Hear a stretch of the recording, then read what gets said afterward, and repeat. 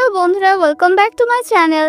আজ আমি তোমাদের এক mystery thriller fantasy drama explain করব, যেখানে একটা মেয়ে ছোটবেলা থেকেই মানুষের মাথার উপর রেড লাইন দেখতে পায়, যাকে বলা হয় এস লাইন। এই লাইনগুলো সেই সব মানুষদের সঙ্গে যুক্ত থাকে যাদের সঙ্গে ওই ব্যক্তির শারীরিক সম্পর্ক হয়েছে। যার মাথা যত বেশি লাইন, তার মানে সে ততজনের সঙ্গে ফিজিক্যাল রিলেশন করেছে। এই ড্রামাটা সদ্য রিলিজ হয়েছে, তাই আমি তোমাদেরকে 3টে পার্টে এক্সপ্লেন করে শোনাবো। তো চলো শুরু করা যাক। গল্পের শুরুতে আমরা দেখি মূল চরিত্র হ্যান নিজের বাড়িতে রয়েছে, ঘর একদম বন্ধ করে রাখা। দেখে মনে হচ্ছে সে অনেক দিন ধরে বাইরে বের হয়নি। সে জানালার ফাঁক দিয়ে বাইরে তাকিয়ে দেখে এক মেয়ে নাম সায়ানে। সায়ানের আঙ্কেল তাকে স্কুলে ড্রপ করে দিতে বলছিল, কিন্তু সায়ানে গাড়িতে বসতে রাজি হয় না। তখন হ্যান দেখে সায়ানের মাথার ওপর একটা এস লাইন আছে, কিন্তু তার আঙ্কেলের মাথার ওপর অনেকগুলো এস লাইন। এর মানে সেই আঙ্কেলের বহু মানুষের সঙ্গে শারীরিক সম্পর্ক হয়েছে। ঠিক তখন হ্যানের চোখ যায় সামনে বিল্ডিং এর জানালার দিকে। সেখানে বসেছিল ইউভান নামের একটা মেয়ে। সে হ্যানকে দেখে মুচকি হাসে। হ্যান দেখতে পায় তার মাথার ওপর অনেক লাইন। সেটা দেখে সে সঙ্গে সঙ্গে জানালা বন্ধ করে দেয়। এই বসে টিভি চালায়, আর টিভির মানুষগুলোর মাথাতেও লাইন দেখতে পায়। তারপর আমাদের দেখানো হয় একটা পাস্ট সিন। ছোটবেলায় হ্যান নিজের বাবা মায়ের মাথায়ও অনেকগুলো লাইন দেখতে পেয়েছিল। তার মা হ্যানের আঁকা একটা ছবি দেখে। সেখানে দেখা যাচ্ছে তার বাবার মাথা থেকে একটা এস লাইন তার মায়ের বোনের দিকে যাচ্ছে। তার মা আরো দেখে তার নিজের মাথার দিক থেকেও কিছু লাইন বেরোচ্ছে। তখন সে সবকিছু বুঝে যায়। রেগে গিয়ে সে নিজের স্বামীকে খুন করে ফেলে। আর এই পুরো ঘটনাটা ছোট্ট হ্যান নিজের চোখে দেখে। এরপর হ্যান ন্যারেট করতে থাকে, সেই সময় আমি এই লাইনগুলোর মানে বুঝতাম না, কিন্তু ধীরে ধীরে যখন বড় হচ্ছিলাম বুঝতে পারলাম এর মানে কতটা ভয়ঙ্কর হতে পারে। আমি বুঝে গিয়েছিলাম এই লাইনগুলো মানুষকে মেরে ফেলতেও পারে। তাই আমি আমার চোখ মুখ বন্ধ করে ফেলি। আমি হাল ছেড়ে দিইনি। এরপর আমরা দেখি হ্যান বারবার আত্মহত্যার চেষ্টা করছিল, কখনো ছাদ থেকে ঝাঁপ দিয়ে, কখনো ফাঁস লাগিয়ে, তো কখনো আবার নিজের কবজি কেটে। কিন্তু সে কখনোই মরতে পারেনি, বরং প্রতিবারই নিজেই নিজেকে হিল করে ফেলেছে। বর্তমানে সে তার নিজের রিসার্চ দেখছিল আর নিজেকে বলছিল, আমাকে খুঁজে বের করতেই হবে এই লাইনগুলো আমি কেন দেখতে পাই। এগুলো কি সত্যিই বাস্তব, নাকি কারো তৈরি করা কিছু?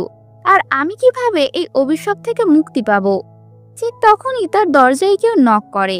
সে দরজার হোল দিয়ে বাইরে তাকিয়ে দেখে ইউভান দাঁড়িয়ে আছে, হাতে ফলের ঝুড়ি।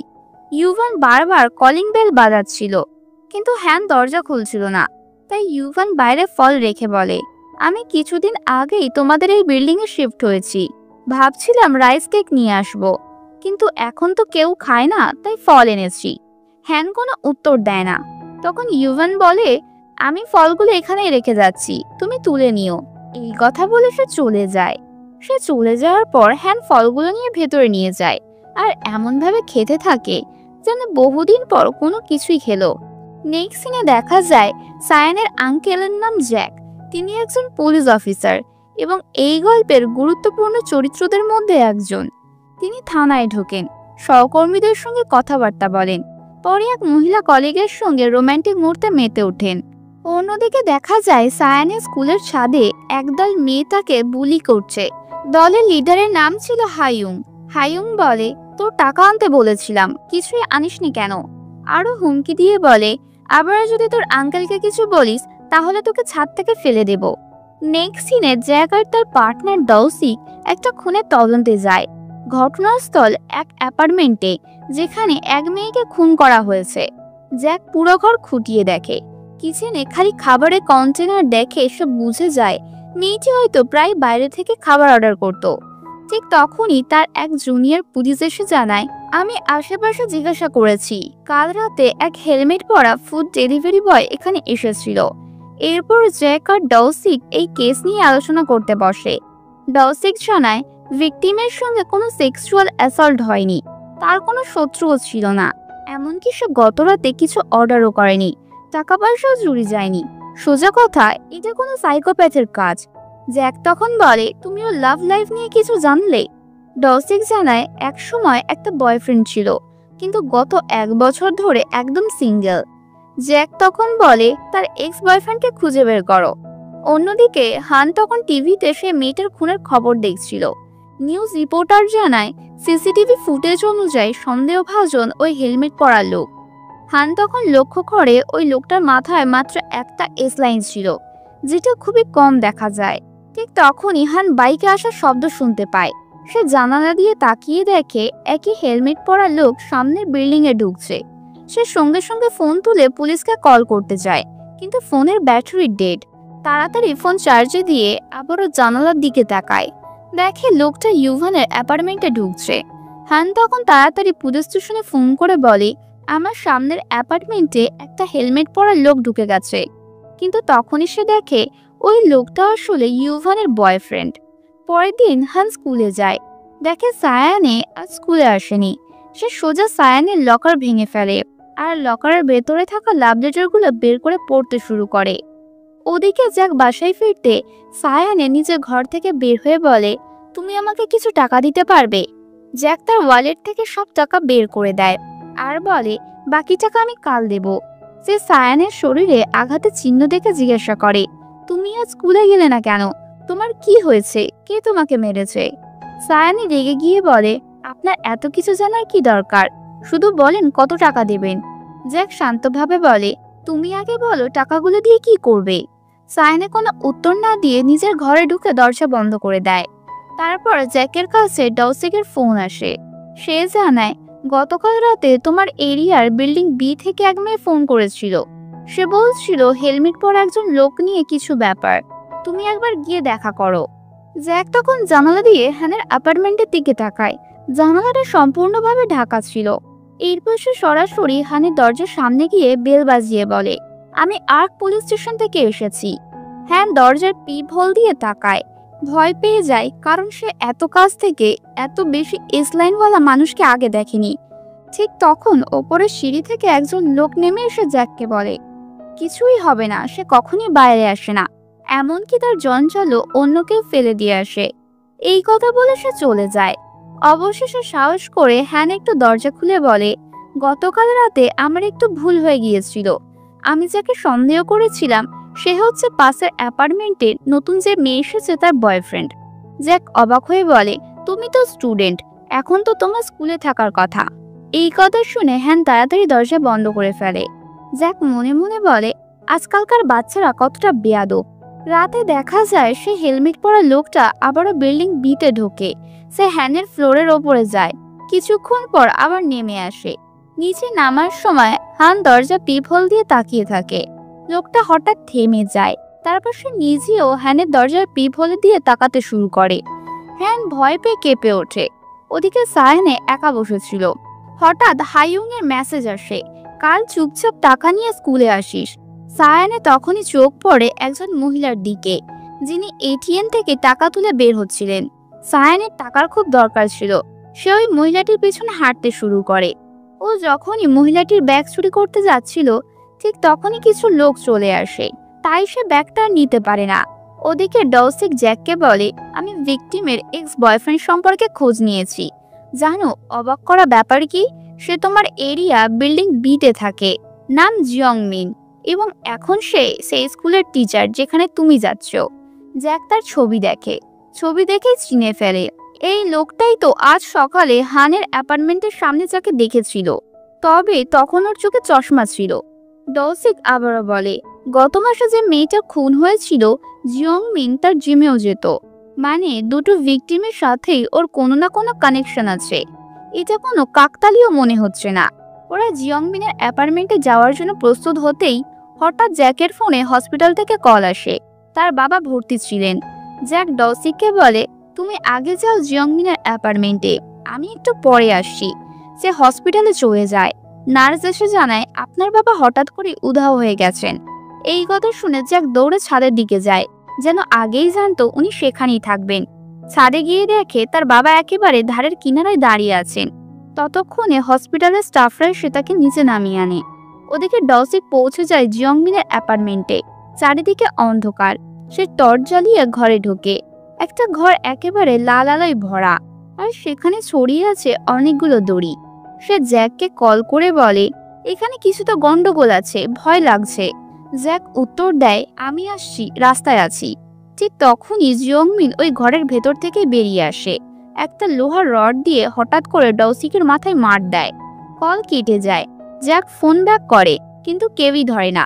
সে বুঝে যায় ডৌসিকের কিছু হয়েছে। ওদিকে জিয়ংমিন ডৌসিককে বেঁধে ফেলে। নিজে হেলমেট পরে চশমা পরে মিররে তাকায়। আস্তে করে বলে, আর মাত্র একটা বাকি আছে। তারপর সে নিচে নামতে শুরু করে। হান জানালা দিয়ে তাকিয়ে দেখে লোকটা যাচ্ছে ইভানের অ্যাপার্টমেন্টের দিকে, আর তার এস লাইনের কানেকশন ইভানের সাথেই। হান তাড়াতাড়ি ফোনে পুলিশে কল দিতে যায়, কিন্তু এবারও তার ফোনের ব্যাটারি ডেড। সে কিচেন থেকে একটা ছুরি তুলে নেয় আর প্রথমবার এত বছর পর নিজের ফ্ল্যাট থেকে বেরিয়ে পড়ে। তবে সে ভালো করে হাঁটতেই পারছিল না। হঠাৎ মাথা ঘুরে পড়ে যায়। মাটিতে পড়ে সে নিজের মায়ের কথা কল্পনা করে। মার হাতে রক্ত লেগে আছে, আর তিনি হানের দিকেই হাত বাড়িয়ে দিচ্ছেন। ওদিকে জিয়ংমিন ঢুকে পড়ে ইভানের অ্যাপার্টমেন্টে। ইভান ভাবে, উফ, নিশ্চয়ই আমার বয়ফ্রেন্ড এসেছে। কিন্তু জিয়ংমিন যখন হেলমেট খুলে ফেলে, ইভান বিস্ময়ে অবাক হয়ে বলে, জিয়ংমিন, তুমি এখানে কি করছো? এবার দেখা যায় জিয়ংমিন ইভানের মাথার ওপরে ইসলাইন দেখতে পায়। সে ইভানের গলা চেপে ধরে বলতে থাকে, এভাবে যদি করো তাহলে আমরা সবাই বেঁচে যেতে পারি। ঠিক তখনই হান এসে যায়। সে চিৎকার করে বলে, তুমি সরে যাও ওর কাছ থেকে।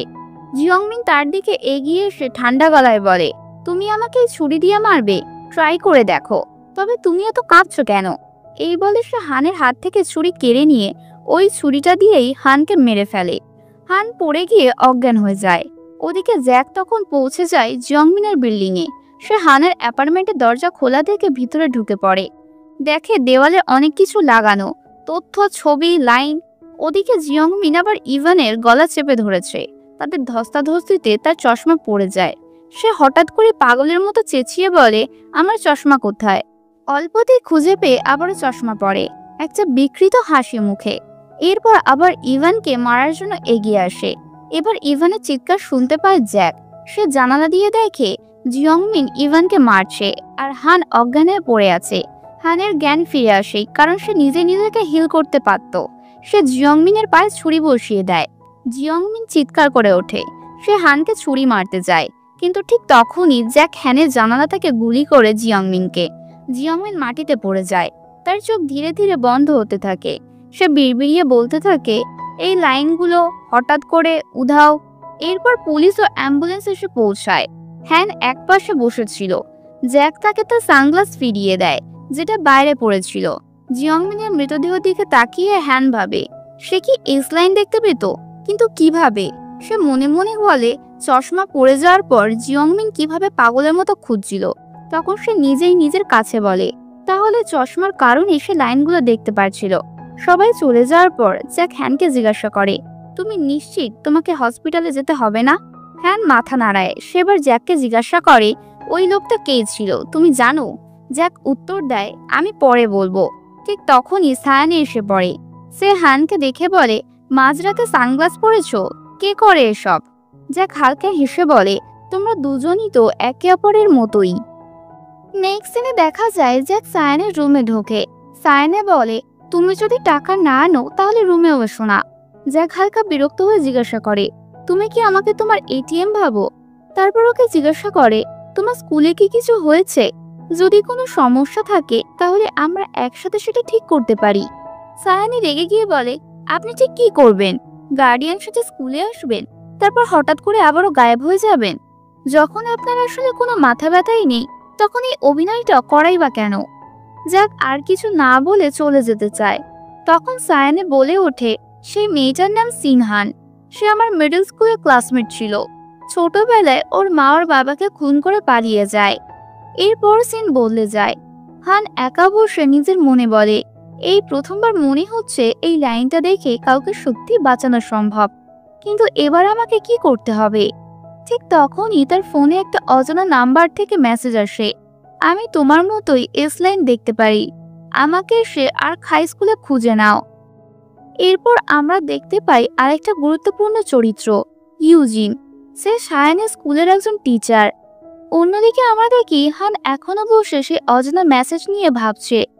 এরপর সে তার দাদির সঙ্গে বসে পুরোনো মেডেলসগুলোর ছবি দেখে, আর তখনই সে বুঝে যায় তাকে কি করতে হবে। এরপর হান জানালার সব বোর্ডিং খুলে দেয় যেন আলো বাতাস ঢুকতে পারে। তারপর সে পুরো বাড়িটা পরিষ্কার করতে শুরু করে। ওইদিকে সায়ানে ক্লাসে ঢোকে। একটা মেয়ে তখন ওর নামে বোর্ডে বাজে কিছু লিখছিল। সায়ানে কিছু না বলে নিজের সিটে গিয়ে বসে পড়ে। কিন্তু তখন হাইয়ং ক্লাসের সামনে দাঁড়িয়ে জোরে জোরে সায়ানের লাভ লেটার পড়তে থাকে। সায়ানে তাকে থামাতে গেলে হাইয়ং আবার ওকে মারতে শুরু করে। ঠিক তখনই ইউজিন ম্যাম ক্লাসে ঢুকে হাইয়ং এর চুল ধরে টেনে তোলে আর লাভ লেটারটা ছিঁড়ে ফেলে। তারপর সে সায়ানেকে আলাদা বসিয়ে বোঝাতে থাকে, মারপিট করলে ভবিষ্যতে কেউ তোমার পাশে থাকবে না। সায়ানে তখন বলে, আমি ওকে মেরে ফেলবো, কিন্তু এখন আমাকে বাসায় যেতে হবে। যাওয়ার আগে সে নিজের লকারে একটা চশমা দেখতে পায়, হুবহু সেই রকম যেমনটা জিয়ংমিনের ছিল। রাতে আমরা দেখি জ্যাক এখনো জিয়ংমিনের কেস পড়ে দেখছে। তখন ডসিক এসে বলে, এই কেস তো ক্লোজ হয়ে গিয়েছে, তাহলে আবার কেন দেখছেন? জ্যাক উত্তর দেয়, কিছু একটা ঠিক লাগছে না, এখনো বুঝতে পারছি না কেন সে মেয়েগুলোকে মারছিল। এরপর জ্যাক যায় জিয়ংমিনের অ্যাপার্টমেন্টে। সেখানে সে একটা লাল আলোয় ভরা রুমে ঢোকে। ভেতরে দেখে পুরো ঘরের দেওয়ালে সে নিজেই এসলাইন এঁকেছে। এটা দেখে জ্যাক অবাক হয়ে যায়। অন্যদিকে সায়ানে বাড়িতে আয়নার সামনে দাঁড়িয়ে সেই চশমাটা পরে, আর পড়তেই দেখে নিজের মাথার উপর একটা এস লাইন। সে সেটা ছুঁতে চায় কিন্তু ছুঁতে পারে না। ঠিক তখন জ্যাক বাড়িতে ঢোকে, আর তার মাথায় অনেকগুলো এস লাইন দেখে সায়ানে চিৎকার করে বাইরে দৌড়ে যায়। বাইরে গিয়ে সে আকাশের দিকে তাকায়, আর তাকে ওইভাবে দেখতে পায় হান। এরপর সায়ানে এমন এক জায়গায় পৌঁছায় যেখানে চারপাশে সবার মাথার উপর এস লাইন দেখা যাচ্ছিল। ওদের দেখে সে যেন কিছুটা বুঝতে পারে এর মানে কি। পরের দিন জ্যাক আবারও বলে সে সায়ানেকে স্কুলে ড্রপ করবে, কিন্তু তার মাথার উপর লাইনগুলো দেখে সায়ানে বলে, তুমি একেবারেই ফালতু, আর চলে যায়। এরপর সায়ানে স্কুলে আসে, আর সেই চশমার কারণে সে খুব খুশি, কারণ এখন স্কুলে এসেও সে সবার উপর এস লাইন দেখতে পাচ্ছে। কিন্তু একমাত্র ইউজিন ম্যামের মাথার উপর কোনো লাইনই ছিল না। তখন সায়ানে নিজের মনেই বলে, এর মানে উনি আজ পর্যন্ত কারোর সঙ্গে কোনো রিলেশনই ছিলেন না। হঠাৎ তার চোখ পড়ে হায়ং এর দিকে। ওর মাথার উপর দুটো এস লাইন ছিল, আর একটা লাইন স্কুলের মধ্যে কারোর সঙ্গে যুক্ত ছিল। সায়ানে যে লাইন ফলো করে দেখে সেটা একজন টিচারের সঙ্গে যুক্ত। এই দেখে সায়ানে ভীষণ খুশি হয়। এরপর ক্লাসরুমে আমরা দেখি ইউজিন সবাইকে একজন নতুন স্টুডেন্টের সাথে পরিচয় করাচ্ছেন। সে আর কেউ নয়, হান। ইউজিন ম্যাম হানকে নিজের পরিচয় দিতে বলে, কিন্তু হান একটাও কথা বলে না, তাই ম্যাম তাকে সিটে বসে পড়তে বলে। ওইদিকে আমরা দেখি জ্যাক এখনো জিয়ংমিনের ছবি দেখছে। ছবিতে সে জিয়ংমিনের চশমাটা খেয়াল করে। তারপর সে চশমাটা খুঁজতে জিয়ংমিনের জিনিসপত্র ঘাটে, কিন্তু সেটা কোথাও পায় না। পরের সিনে জ্যাক সায়ানের স্কুলে পৌঁছে যায়। টিচার্স রুমে শুধু ইউজিন ম্যামকেই পায়। জ্যাক তখন নিজের পরিচয় দেয়। ইউজিন বলে, ও আপনি তাহলে সায়ানের গার্ডিয়ান, আপনি তো বেশ ইয়ং। জ্যাক বলেন, আমি ওর বাবা না, ওর আঙ্কেল। তারপর জ্যাক বলে, আমি আসলে সায়ানের জন্য না, এসেছি একটা খুনের কেসে তদন্ত করতে। তুমি কি জিয়ংমিনকে চিনো? সেখানে টিচার ছিল। শোনার মতো একটু অদ্ভুত লাগবে, কিন্তু সে কি চশমা পরতো? ইউজিন বলে, আমি কখনো তাকে চশমা পরতে দেখিনি। ওইদিকে স্কুলের ছাদে হায়ং এসে সায়ানেকে চড় মারে। তার চশমা পড়ে যায়। সায়ানে সেটা তুলে নিয়ে আবারও পরে। হায়ং আবারও চড় মারতে গেলে সায়ানে তার হাত ধরে ফেলে এবং বলে, আমার কাছে তোমাকে দেওয়ার মতো কোনো টাকা নেই, দয়া করে আমাকে আর বিরক্ত করো না। হায়ং বলে, তোমার কি লজ্জা শরম কিছু নেই? সায়ানের জবাব দেয়, লজ্জা তো তোমার হওয়া উচিত। তখন হায়ং বলে, আমার কেন লজ্জা হবে, এবং সায়ানেকে জোরে একটা লাথি মারে। ঠিক তখনই হান সেখানে চলে আসে এবং সে হায়ংকে থামিয়ে দেয়। হায়ং বলে, তোমরা দুজনে কি এক টিমে? সে হানকে স্কুলের ছাদ থেকে ফেলে দিতে চায়, কিন্তু হান উল্টে ওর টাই ধরে ফেলে আর বলে, চলো তাহলে একসাথে ছাদ থেকে ঝাঁপ দিই। এই যে বলে হান তাকে টেনে নিতে শুরু করে, কারণ হান ভালো মতো জানতো সে যদি ছাদ থেকে পড়ে যায় তাহলে তার কিছুই হবে না, কারণ তার কাছে হিল করার পাওয়ার ছিল। হায়ং তখন ভয় পেয়ে যায় এবং চিৎকার করে বলে, আমাকে ছাড়ো, তুমি কি পাগল হয়ে গিয়েছো? হান বলে, আমাকে প্রমিস করো তুমি আমাদেরকে আর কখনো বিরক্ত করবে না। হায়ুং তখন ভয়ে হ্যাঁ বলে রাজি হয়ে যায়, আর হান তখন তাকে ছেড়ে দেয়। হায়ুং হানকে পাগল বলে চলে যায়। তখন সায়নে হানকে রেগে গিয়ে বলে, তোমাকে কে বলেছে মাঝখানে ঢুকতে? পরের বার আমার ব্যাপারে নাক গলিও না। এই বলে সে হানকে নিচে নেমে যাওয়ার জন্য ডাকে।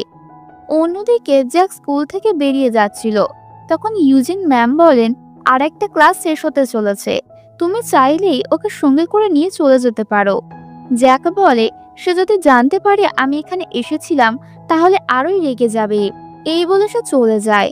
কিন্তু এই চলে যাওয়ার মুহূর্তটাই সায়না দেখে ফেলে। সে নিজের মনে ভাবে, এখানে এলোই বা কেন? পরের দিনে আমরা দেখি জ্যাক এখন একটা বারে এসেছে। সে বারটেন্ডারকে জিয়ংমিনের ছবি দেখিয়ে জিজ্ঞাসা করে, শুনেছি লোকটা এখানে প্রায়ই আসতো, চিনতে পারো? বারটেন্ডার বলে, হ্যাঁ, উনি আমাদের রেগুলার কাস্টমার ছিলেন। উনি অনেক সময় নিজের সঙ্গে কথা বলতেন, লোকেদের দিকে তাকিয়ে কিছু নাম্বার ক্যালকুলেট করতেন। আমার তো মনে হতো উনি প্রচুর মদ খেয়ে ফেলেছেন, কিন্তু ওর যাওয়ার সময় মোটেও নেশাগ্রস্ত দেখাতো না।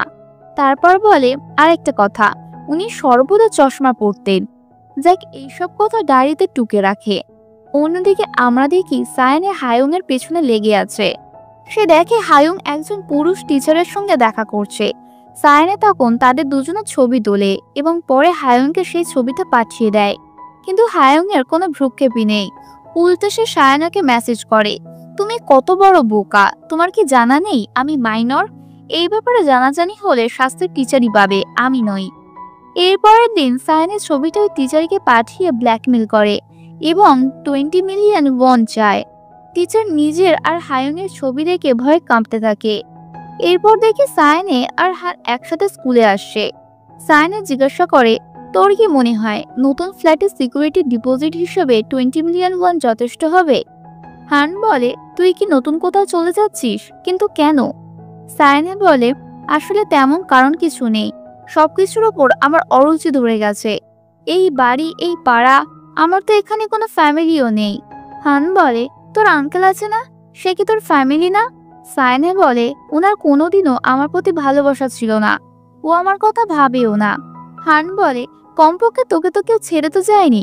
সায়নে তখন বলে, তোর কি খবর? তোর মা কি বেঁচে আছেন?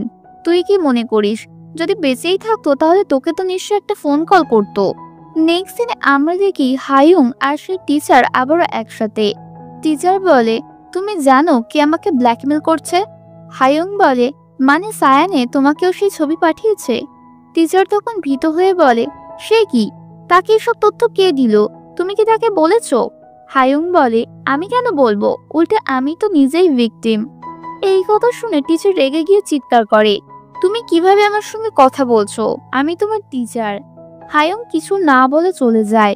টিচার তখন খুব ভয় পেয়ে যায়। নেক্সট দিনে দেখা যায় সায়ানে তার নতুন বন্ধু বানাতে চেষ্টা করছে সেই চশমা পরে। এটা হানও লক্ষ্য করে। এরপর তারা দুজন রেস্টরুমে যায়।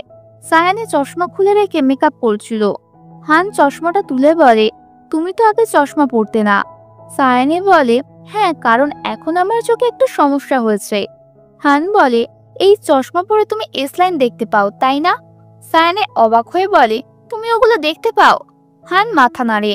সায়ানে বলে, এখন আমার মাথায় কতগুলো লাইন দেখা যাচ্ছে? হান বলে, একটাই। সায়ানে বিশ্বাস করে। হান তখন জিজ্ঞাসা করে, তুমি এই চশমা কোথা থেকে পেয়েছো? সায়ানে বলে, আমার লকার থেকে। সায়ানে চশমা ফেরত চাইলে হান বলে, না, এটা আমি তোমাকে দেব না, এটা বিপজ্জনক। তোমার প্রতিবেশীতে যে মৃত্যু হয়েছে সেও এই চশমা পরতো, সেও এস লাইন দেখতে পেত। সায়ানে বলে, এস লাইন মানে কি? ওই লাল দাগগুলোর নাম এস লাইন নাকি? যাই হোক, এখন তো এটা আমার চশমা। এই বলে সে চশমাটা হানের হাত থেকে কেড়ে নেয়। এরপর দুজনে একসাথে রওনা হয়। হান একটু পেছন থেকে হাঁটছিল। তখন সায়ানে হঠাৎ থেমে গিয়ে বলে, তুমি আমার এস লাইন দেখছো না তো? হান বলে, না। সায়ানে জিজ্ঞাসা করে, এই এস লাইন থেকে মুক্তি পাওয়ার উপায় কি? হান বলে, জানি না, কিন্তু তারপর সে মনে করে যে ছোটবেলায় ওর মা বাবাকে মেরে ফেলার পর একটা এস লাইন অদৃশ্য হয়ে গিয়েছিল, যা তার বাবার সঙ্গে যুক্ত ছিল। হান তখন বলে, আমার মনে হয় এস লাইন থেকে মুক্তি পেতে হলে সেই দুজনের একজনকে মারা যেতে হবে।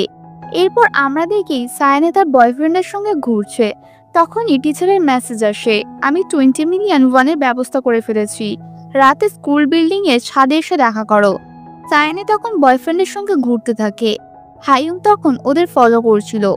ফ্ল্যাশব্যাকে দেখি যখন হানা সায়নের রেস্টরুমে কথা বলছিল, সে তাদের সব কথা শুনেছিল এবং বুঝে যায় চশমাটা সায়নের জন্য খুবই গুরুত্বপূর্ণ। নেক্সট দিনে সায়নী তার বয়ফ্রেন্ডের সঙ্গে ফটো বুথে ঢোকে এবং ব্যাগটা বাইরে রেখে দেয়। হায়ুং সুযোগ বুঝে ব্যাগ থেকে সে চশমাটা চুরি করে নেয়। সায়নী বেরিয়ে এসে দেখে তার ব্যাগে চশমাটা নেই। সে খুঁজতে থাকে। অন্যদিকে হায়ুং চশমা পরে নেয় এবং তখন সেও এস লাইন দেখতে পায়। কিন্তু ঠিক সেই সময় কোডের লোকজন তাকে কিডন্যাপ করে ফেলে। তবে ওদের মুখ অন্ধকারে দেখা যায় না। সায়নী চশমাটা না পেয়ে হানকে কল করে বলে, আমি জানি তুমি আমার চশমাটা চুরি করেছো। এখন আমি স্কুলে যাচ্ছি, পরে কথা বলবো। এরপর সে স্কুলের ছাদে টিচারের সঙ্গে দেখা করতে যায়। টিচার আগে থেকেই সেখানে ছিল। সায়নী বলে, আপনি কিভাবে জানলেন যে ছবিটা আমি পাঠিয়েছি? হায়ুংই বলেছে, তাই তো? টিচার বলে, আমি একসাথে 20 মিলিয়ন ওয়ান আনবো কোথা থেকে? আমার তো এত স্যালারিও না। আমার একটা পরিবার আছে, তাদেরকেও দেখতে হয়। সায়নী বলে, আপনি জানতেন হায়ুং আর বাকিরা আমাকে বুলি করে, তবুও ভান করতেন কিছুই জানেন না। টিচার বলে, আমি সবার পক্ষ থেকে তোমার কাছে ক্ষমা চাইছি। এখন তুমি তোমার ফোন থেকে ছবিগুলো ডিলিট করো। আমি আগামীকাল তোমাকে টাকা দিয়ে দেব। ঠিক তখনই টিচারের ফোনে তার স্ত্রীর মেসেজ আসে, ছবি সহ যেখানে রেখা। এসব কি চলছে? ছবি দেখে টিচার রেগে যায়। সে বলে, তুমি আগেই আমার স্ত্রীকে ছবিগুলো পাঠিয়ে দিয়েছো, তুমি এটা কেন করলে? সায়নী বলে, আমি কিছুই করিনি। ওই সময় হান দৌড়ে স্কুলে পৌঁছাতে চেষ্টা করে। তখন সে দেখে সায়নের ছাদ থেকে নিচে পড়ে যায় এবং সেখানেই মারা যায়। এপিসোড শেষে একটাই প্রশ্ন থেকে যায়, সায়নের ফোন থেকে যদি ছবিটা না পাঠায়, তাহলে কে ছবিটা পাঠালো? কে রয়েছে এইসব কিছুর পিছনে? আর হায়ুংকেই বা কে কিডন্যাপ করে নিয়ে গেল? সব রহস্যের জবাব মিলবে নেক্সট এপিসোডে। সকলে কিন্তু মিস করো না। খুবই তাড়াতাড়ি ফিরে আসবো নেক্সট দুটো এপিসোড নিয়ে। ততক্ষণের জন্য সকলে ভালো থেকো। Tata, bye bye.